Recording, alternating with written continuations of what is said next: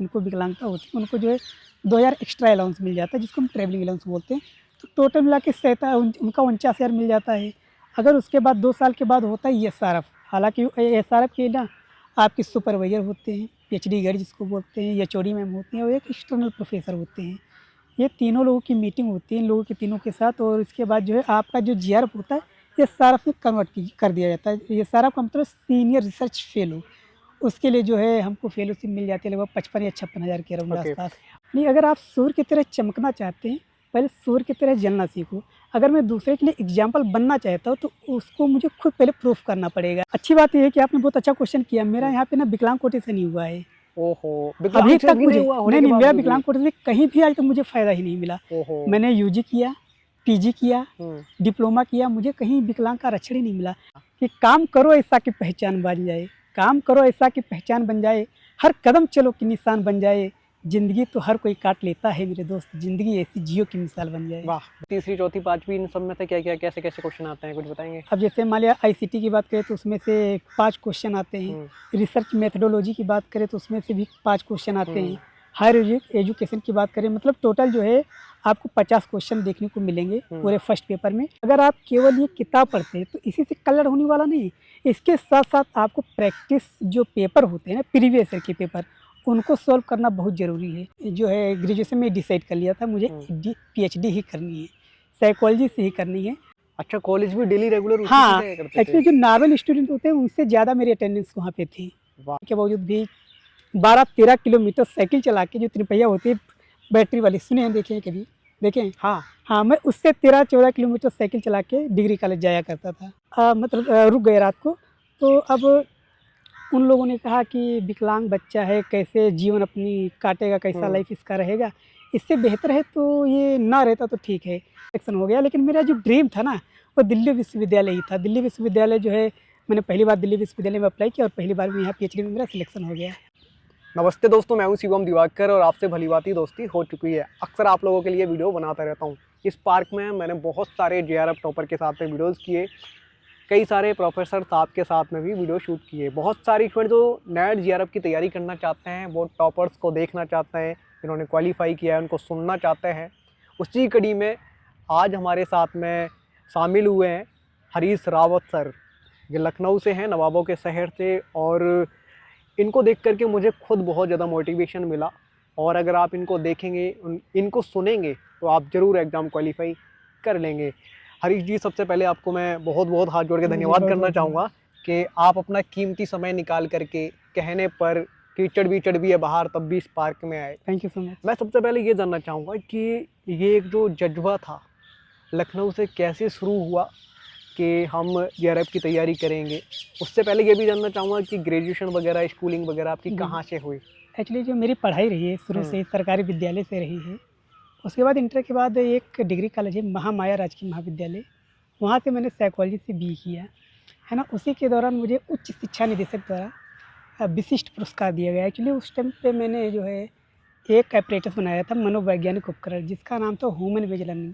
इसके लिए मुझे जो है उच्च शिक्षा निदेशक द्वारा अवार्ड भी प्राप्त हुआ था। ओके।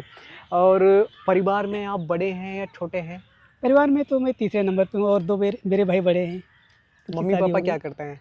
वो तो अशिक्षित हैं, मतलब खेती बाड़ी ही देखते हैं।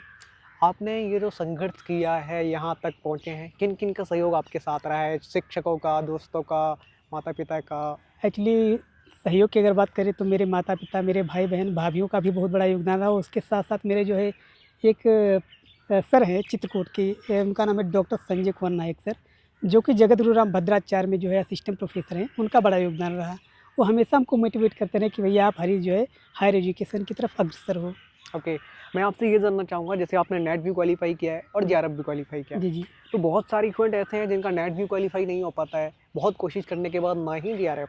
तो सबसे पहले आप क्या टिप्स देने चाहेंगे नेट के लिए? उसके बाद जब आप नेट का ख़त्म कर देंगे, उसके बाद में जेआरएफ का बताएं, पेपर 2 और 1 के लिए। और आपने कौन से सब्जेक्ट से किया है? साइकोलॉजी। एक्चुअली नेट जेआरएफ के लिए भी उसके पहले भी मैंने कुछ किया है। उसके पहले मैंने जो है साइकोलॉजी से ग्रेजुएशन किया, जैसा कि पहले बताया। उसके बाद मैंने क्लिनिकल साइकोलॉजी से जो है, जो जगत गुरु राम भद्राचार्य विश्वविद्यालय चित्रकूट में है, वहाँ से मैंने क्लिनिकल साइकोलॉजी में मास्टर किया।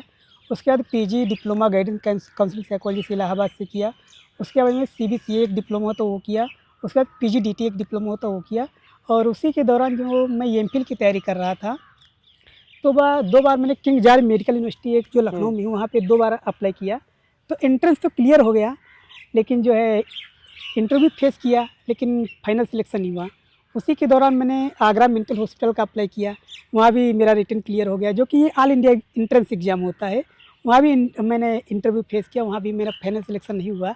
उसके बाद एक भारत का सबसे बड़ा मेंटल हॉस्पिटल है, जिसको हम जानते हैं सेंट्रल इंस्टीट्यूट ऑफ साइकेट्री, जिसको हम सीआईपी के नाम से भी जानते हैं। वहाँ का भी मैंने रिटन क्लियर किया, लेकिन इंटरव्यू फेस किया, फाइनल सिलेक्शन नहीं हुआ। उसके बाद मैंने किया दिलशाद गार्डन न्यू दिल्ली में ही है, यहाँ का भी मैंने इंटरव्यू फेस किया, फाइनल सिलेक्शन नहीं हुआ। तो मेरे दिमाग में आया कि क्यों ना चलो नेट की तरफ बढ़ा जाए। तो 2 बार तो मेरा नेट नहीं हुआ, तीसरी बार मैंने दिया तो मेरा नेट क्वालिफाइड हो गया। इसके पहले मैंने जो है 1-2 जगह में पीएचडी के लिए ट्राई किया, वहाँ भी फाइनल सिलेक्शन हो गया। लेकिन मेरा जो ड्रीम था ना, वो दिल्ली विश्वविद्यालय ही था। दिल्ली विश्वविद्यालय जो है, मैंने पहली बार दिल्ली विश्वविद्यालय में अप्लाई किया और पहली बार में यहाँ पीएचडी में मेरा सिलेक्शन हो गया। अच्छा, दिल्ली विश्वविद्यालय का जब आपने सोचा, जैसे पहले आपकी किस्मत ने कई बार आपका साथ नहीं दिया और यहाँ का आपने सोचा आपका हो भी गया, तो घर वालों को क्या रिएक्शन था? अब जिस टाइम पे मेरा नेट हुआ था, उस टाइम पे तो इतना घर वाले नहीं खुश थे कि चलो हो गया। लेकिन वास्तव में मतलब कहते हैं ना, मन का हो तो अच्छा, मन का न हो तो और भी अच्छा ना। तो मेरा जिस टाइम पे दिल्ली विश्वविद्यालय पीएचडी में सिलेक्शन हुआ, तो मैं ही नहीं, अब तो जितने मेरे दोस्त थे, जितने भी प्रोफेसर थे, उनको बड़ी ही खुशी हुई कि आज मेरा शिष्य, मेरा बेटा, मतलब मेरे माता पिता सोच के आज बहुत ही अच्छी जगह पे चला गया। अच्छा, गांव पड़ोस के लोग क्या कहते हैं आपको? जैसे और गाँव भी गांव में पड़ोस के लड़के लिए- होंगे जिनका जेआरएफ क्वालिफाई नहीं हो पाया होगा, आपको लोग क्या कहते हैं कि उस लड़के ने इतनी परेशानियों में रहते हुए, विकलांग होते हुए भी कर दिखाया? जो अब लड़के कहने हट्टे कट्टे वाले- एकदम ठीक रहते हैं, वो नहीं कर पाते हैं। कहने वाले तो बहुत कुछ कहते हैं। मैं जब 6-7 साल का था, तो मैं एक्चुअली बुखार आ गया था हमें, है ना। तो उस टाइम पे बुखार आया तो दोनों पैर में पोलियो हो गया। तो उस टाइम पे माता पिता एक जगह पे, जहाँ जिसने बताया कि भैया यहाँ पे ट्रीटमेंट करा लो, यहाँ से फ़ायदा हो जाएगा, नहीं फ़ायदा हुआ। तो मेरे माता पिता गए एक रिलेटिव के, हम तो शाम हो गई, बरसात होने लगी, तो मेरे माता पिता जी वहाँ मतलब रुक गए रात को। तो अब उन लोगों ने कहा कि विकलांग बच्चा है, कैसे जीवन अपनी काटेगा, कैसा लाइफ इसका रहेगा, इससे बेहतर है तो ये ना रहता तो ठीक है। तो मेरे माता पिता ने जब ये बात बताई, तो हमको बहुत बुरा लगा कि बताइए, संघर्ष मेरे माता पिता कर रहे हैं, प्रॉब्लम इन लोगों को हो रही। तो पता नहीं वो लोग है कि नहीं है, मुझको जानकारी नहीं है। तो हमने सोचा कि ठीक है, अब लोगों की ये धारणा है, तो इनको मैं एग्जाम्पल के तौर पे जो है कुछ अच्छा करके दिखाऊंगा। और यकीन मानिए कि आज अपने एरिया का तो ठीक ठाक मैं काम कर रहा हूँ। और मैं विकलांगता होने के बावजूद भी 12-13 किलोमीटर साइकिल चला के, जो तिरपहिया होती है बैटरी वाली, सुने हैं, देखे हैं कभी? देखे हैं? हाँ। हाँ, मैं उससे 13-14 किलोमीटर साइकिल चला के डिग्री कॉलेज जाया करता था। अच्छा, कॉलेज भी डेली रेगुलर उसी हाँ, से जाया करते थे? एक्चुअली जो नॉर्मल स्टूडेंट होते हैं, उनसे ज़्यादा मेरी अटेंडेंस वहाँ पे थी। वाह। हाँ, वो रोड जिस पे मैं बराबर आता जाता था डिग्री कॉलेज से, वो उस सेकेंड ईयर के दौरान खुद गई थी। बड़े बड़े पत्थर पड़े हुए थे, तो कभी कभी जब मैं चलता था तो आंसू आ जाते थे, यार कहाँ, मतलब क्या मेरी लाइफ है, ये सोचता था। कोई बात नहीं, हमने सोचा कि संघर्ष तो करना ही है।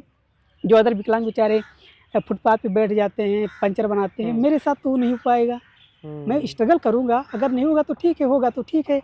तो हमारे गांव से डिग्री कॉलेज जाने के लिए जितने भी रास्ते थे, तो 10-12, मैं बराबर उन सभी रास्तों से डिग्री कॉलेज जाता था जब बरसात हुआ करती थी कभी, क्योंकि कीचड़ काफ़ी ज़्यादा हो जाया करता था। तो ये जान लो, कभी कभी ऐसी सिचुएशन आती थी कि मान लिया ज़्यादा बरसात हो गई, तो लगभग 20 किलोमीटर एक साइड का ये साइकिल चला के जाया करता था। तो काफ़ी वहाँ के टीचर भी हमारा सपोर्ट करते थे। अच्छा, मैं अब इस बात पे आता हूँ, जैसे आपने ताने कई सुने हैं, कई लोगों के ताने सुने हैं जब आप आगे बढ़े।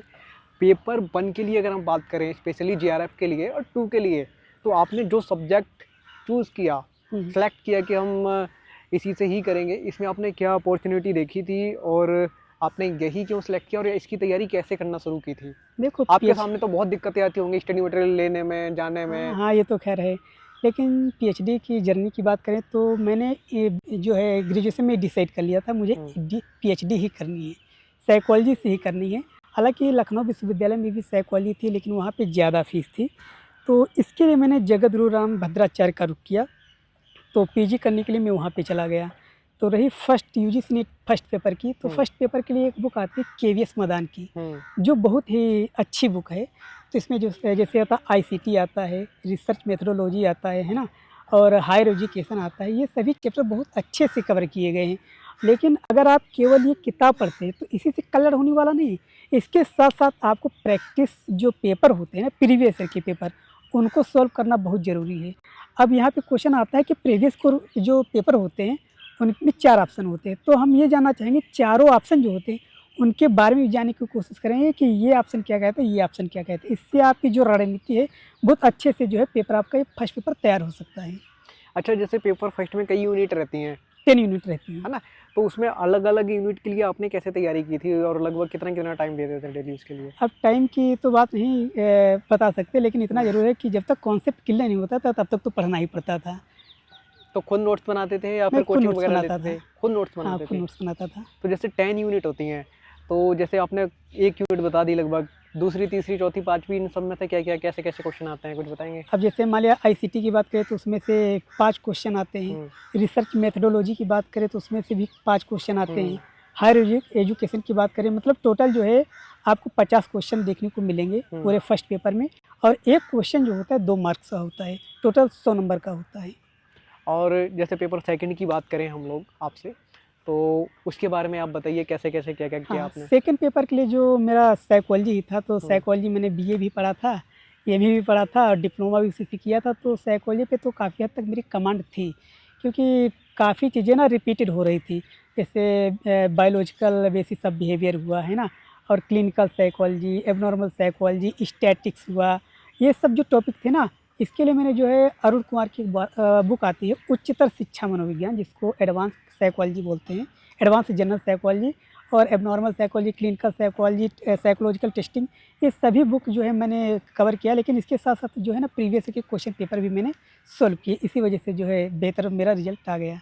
अच्छा, मैं एक चीज़ और जानना चाहूँगा हरीश जी आपसे, जैसे जब आपने जेआरएफ क्वालीफाई कर लिया, तो हर एक फ्रेंड का सपना होता है कि जेआरएफ कर लेंगे तो कुछ ना कुछ धनराशि मिलने लगेगी। जब हाँ, आपको तो मिलना शुरू हुई होगी तो जो लोग ताने मारते थे, उनके खींच के तो एक तमाचा लगा होगा अपने आप ही, क्या रिएक्शन उनके लिए था? मैं एक बात कहना चाहूँगा हाँ, कि काम करो ऐसा कि पहचान बन जाए, काम करो ऐसा कि पहचान बन जाए, हर कदम चलो कि निशान बन जाए, ज़िंदगी तो हर कोई काट लेता है मेरे दोस्त, ज़िंदगी ऐसी जियो की मिसाल बन जाए। वाह! बहुत बढ़िया, बहुत बढ़िया। तो उन लोगों के खींच के तमाचा लगा होगा, फिर क्या रिएक्शन रहता था उनका? कहते होंगे इनका तो विकलांग बेटा था, इतना पैसे नहीं, मिलता है नहीं, इसको। अच्छी बात ये है कि आपने बहुत अच्छा क्वेश्चन किया। मेरा हुँ, यहाँ पे ना विकलांग कोटे से नहीं हुआ है। ओहो! अभी विकलांग से तक भी नहीं मुझे हुआ होने नहीं, के नहीं, मेरा बावजूद भी? विकलांग कोटे से कहीं भी आज तक मुझे फ़ायदा ही नहीं मिला। ओहो! मैंने यूजी किया, पीजी किया, हुँ, डिप्लोमा किया, मुझे कहीं विकलांग का आरक्षण ही नहीं मिला। एक्चुअली इसमें देखो क्या होता है कि जो लोग, मतलब काफ़ी लोग फर्जी एंट्री कर रहे हैं हुँ, इसमें, हुँ, कि मान लिया थोड़ा-सा भी विकलांगता है ना, हुँ, तो जुगाड़-वुगाड़ लगा के अपना कर लेते हैं। मेरा तो कहीं मुझे हमको हैंडीकैप आरक्षण नहीं मिला। ओहो! एमफिल की भी मैंने दी एंट्रेंस, वहाँ भी हैंडीकैप का आरक्षण नहीं मिला। अब लोगों का रहता है ये तो भाई आरक्षण से आया होगा, विकलांग कोटे से आया होगा। अब उनका मुँह तो हम नहीं बंद कर सकते हैं, हुँ, उनका जो काम है वो सोचने दो। बिल्कुल, लेकिन आपने खुद अपने दम पे किया है। तो ज़रूर। कितनी धनराशि लगभग मिलती है आपको अब मोटिवेशन के देखो लिए? जीआरएफ की बात की जाए तो हुँ, जीआरएफ में 47,000 ये चारे मिला के मिलती है। हुँ, लेकिन जो ऑर्थोपेडिक हैंडीकैप होते हैं, जो चलन संबंधी विकलांगता से प्रभावित होते हैं, उनको विकलांगता होती है, उनको जो है 2,000 एक्स्ट्रा अलाउंस मिल जाता है, जिसको हम ट्रैवलिंग अलाउंस बोलते हैं।